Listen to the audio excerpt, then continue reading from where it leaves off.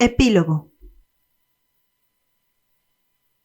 A las 6 de la mañana del 5 de enero de 1987, Jesús Sánchez salió de su casa, ubicado en un suburbio de la Ciudad de México, y se encaminó al mismo trabajo que había tenido durante 61 años.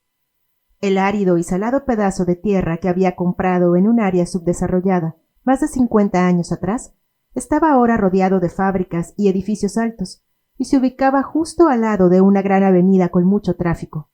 Para llegar a la parada del camión, Jesús tenía que cruzar por donde no había semáforos, puentes o pasos peatonales. Manuel, quien había estado presionando a su padre para que se retirara y que había conseguido que trabajara solo 2 días a la semana, dijo que constantemente le advertía que se cuidara del tráfico de la avenida. Esa mañana, justo cuando Jesús acababa de bajarse de la banqueta, lo atropelló un coche cuyo conductor se dio a la fuga. Un vecino que lo vio tendido en el pavimento llamó una ambulancia y a su familia. Jesús murió en el hospital varias horas después sin haber recobrado el conocimiento. Tenía 82 años, 15 hijos, 36 nietos y por lo menos 43 bisnietos. Entre los hijos que le sobreviven se encontraban los 4 que colaboraron en este libro. Hasta hacía muy poco, Manuel había vivido en el cuarto de Bellavista con su esposa María y sus hijos. A causa del terremoto de 1985, que mató a 20,000 personas y dejó a millones sin hogar, Bellavista sufrió considerables daños estructurales. El gobierno, entonces, la incluyó en la lista de vecindades que habrían de ser destruidas con el plan de renovación urbana posterior al temblor. A los residentes de Bellavista, incluyendo a la familia de Manuel, se les ofreció una vivienda provisional mientras se construían los reemplazos. Roberto había abandonado Bellavista 2 décadas antes, después de casarse, y se había mudado a casa de su mujer, Andrea, y de su hermana. La casa constaba de algunos cuartos alrededor de un patio central. Con el paso de los años la habían ido mejorando con electricidad, pisos de concreto y un baño moderno. Además, con el dinero que el gobierno les había dado como compensación por quitarles una parte de su propiedad para ampliar la calle, habían construido un cuarto que rentaban. Las hermanas, Consuelo y Marta, hacía mucho que habían dejado Bellavista. Marta se mudó a Acapulco. Después de separarse de Baltasar, no volvió a tener pareja. Crió a sus 11 hijos ella sola con el dinero que ganaba como vendedora ambulante y con una buena ayuda de su padre. A medida que los hijos más grandes empezaron a trabajar, ayudaron a Marta a construirse una casa propia. Se volvió sumamente religiosa, evangélica, y aunque nunca fue personalmente ambiciosa, trabajó duro para que sus hijos salieran adelante. Acababa de regresar a Acapulco, después de pasar las vacaciones de Navidad en la Ciudad de México, con sus hermanos y su padre, cuando le llegó la noticia de su muerte. Inmediatamente tomó un camión de regreso a la capital. Consuelo fue la menos estable de los 4. Después de que terminara el libro, trabajó medio tiempo como asistente del campo de Luis en Tepoztlán, donde se convirtió a la Iglesia Adventista del Séptimo Día, y luego en Puerto Rico. Se casó en 1966 y tuvo 2 hijos, pero se separó de su marido en los años 80. Buena parte de su vida matrimonial la vivió en Nuevo Laredo, donde trabajó medio tiempo en una biblioteca. Ella fue la única de los hijos de Jesús que no fue al funeral, pero, dado que se llevó a cabo al día siguiente de su muerte, probablemente no hubiera podido llegar a tiempo a la ciudad, incluso si hubiera querido. Los 4 hijos siempre se mantuvieron en contacto con Antonia y María Elena, las 2 hijas que Jesús tuvo con Lupita mientras estuvo casado con Leonor. María Elena, quien se había hecho monja, presidió la misa funeraria con oraciones e himnos. En cambio, los 4 hijos mayores de Jesús no tuvieron relación estrecha con los 8 hijos que su padre tuvo con Dalila, de los cuales el menor tenía solo 11 años cuando Jesús murió. Presumiblemente había recelos por ambas partes. Los hijos de Dalila envidiaban la atención que los mayores recibían por su conexión con el libro, y los 4 mayores estaban resentidos con Dalila por tratar de asegurar que ella y sus hijos eran los únicos herederos de la propiedad de Jesús y de sus demás pertenencias. Jesús había cumplido su sueño de construir más cuartos en su casa para sus hijos mayores, pero también quería velar por la seguridad de los más pequeños. Fue por esto que él y Dalila, a pesar de sus diferencias, se casaron formalmente después de años de vivir en unión libre. Sus 4 hijos mayores quedaron sin herencia alguna, pero aseguraron que tampoco la esperaban. Fue mucho más difícil para ellos no poder decidir nada en el funeral y el entierro de su padre. Dalila enterró a Jesús en la parcela de su madre en vez de con los parientes de los hijos mayores, que es lo que ellos hubieran preferido. El mismo Jesús, no obstante, nunca abandonó a ninguno de los mayores para favorecer a los más pequeños. De hecho, seguía la pista de todos y se preocupaba por su futuro. A pesar de todo el enojo y las recriminaciones que los hijos dirigen a su padre en las páginas de este libro, el sentimiento que tuvieron ante la pérdida de este hombre, aparentemente indestructible, que cayó para no levantarse de nuevo, fue muy profundo. A fin de cuentas, como dijo Marta, él había sido para ella tanto un padre como una madre. 16 años antes, la familia Sánchez había recibido, con una incredulidad similar, la noticia de la muerte de Óscar Luis a causa de un ataque al corazón. Aún no cumplía los 56 años. Desde que los conoció hasta el día de su muerte, Luis siempre se mantuvo en contacto con la familia y trabajó en proyectos con uno o más de ellos. Sus cartas de pésame dan cuenta de la fuerte unión entre ellos. Marta dijo que había perdido un gran y querido amigo, quien había sido más que un padre, y Roberto, que llamaba a Luis mi compadrito del alma, juró que encontraría una manera de visitar la tumba de Óscar en Nueva York.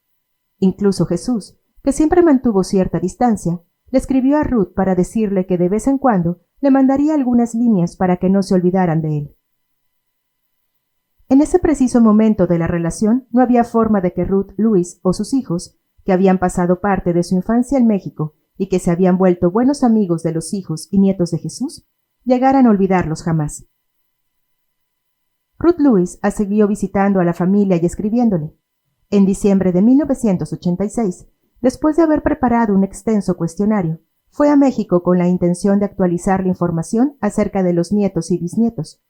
Jesús se veía con una salud excelente, su cabello aún era negro azabache, y Ruth notó que su humor era considerablemente mejor que en muchos años. Sin embargo, a medida que hablaba con la familia, celebraba las fiestas de fin de año y recordaba todos los años que habían compartido. Ruth cayó en la cuenta de que ya habían cruzado la línea. Nuestra relación se había vuelto tan emotiva y tan complicada. Nosotros sabíamos tanto de ellos, y ellos sabían tanto de ellos mismos y de nosotros, que simplemente no tuve corazón para hacerles un montón de preguntas impertinentes o para tratarlos como objetos de estudio. Ya estaba cansada de toda esa objetividad de las ciencias sociales. Entonces dejó a un lado el lápiz de una vez por todas. Poco más de una semana después, se encontraba en el funeral de Jesús, parada detrás del grupo familiar, apiñado cerca del féretro. No era familia, pero tampoco era una simple observadora. Manuel se acercó para estar junto a ella. Ruth nunca regresó a México, pero las cartas y las llamadas telefónicas continuaron hasta su muerte en 2008. Ella había sobrevivido a todos, excepto a Marta y Consuelo. Manuel y su esposa, de más de 40 años, vivieron en la nueva vivienda construida cerca de donde estuvo Bellavista hasta que él murió en 2002 a los 74 años. Roberto y su esposa aún vivían en la casa donde habían pasado toda su vida de casados, cuando él murió en 2001 a los 71 años de edad. Su único hijo, ahijado de Luis, murió con poco más de 20 años.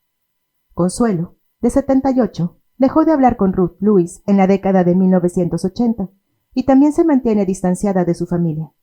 Marta, ahora cerca de los 80 años, vive al menos parte del tiempo con sus hijos casados, quienes consiguieron trabajo en las maquiladoras cercanas a Acuña.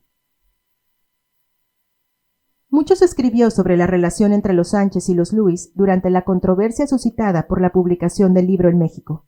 En esa década de guerras ideológicas, no era sorprendente que la discusión asumiera el lenguaje del imperialismo y la explotación, caracterizando la relación Lewis-Sánchez como una en la que una parte dominaba y la otra se subordinaba. Es difícil creer que cualquiera que haya podido hacer semejante crítica haya leído el libro y entendido quiénes eran los Sánchez. El padre participó en el proyecto tanto como quiso y no más. Habló solo cuando tenía algo que decir.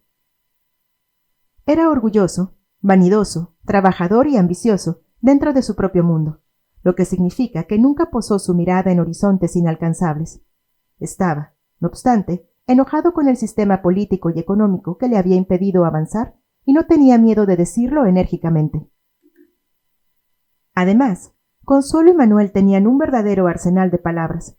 Luis quería que las reflexiones sobre la vida, la pobreza y las barreras que existían entre sus ambiciones y ellos vinieran directamente de los Sánchez, para permitir que el pobre hablara por sí mismo, como él decía con frecuencia. Los Luis fueron quienes decidieron qué palabras aparecieran en el libro, pero no tuvieron ningún control sobre los demás aspectos de la participación de la familia en el proyecto, antes o después de su publicación. Ninguno de los involucrados pudo haber previsto el impacto que el libro tendría en México, y cuando los reporteros empezaron a buscar a la familia, Luis realmente quería que se mantuvieran en el anonimato. Sin embargo, Marta fue la única de los 5 que no reveló su identidad ni trató de usar su conexión con el libro para fines personales, cosa que, obviamente, tenían todo el derecho de hacer, sin importar cuánto pudiera molestar a Luis. En realidad, Jesús y Manuel a veces buscaron a la prensa.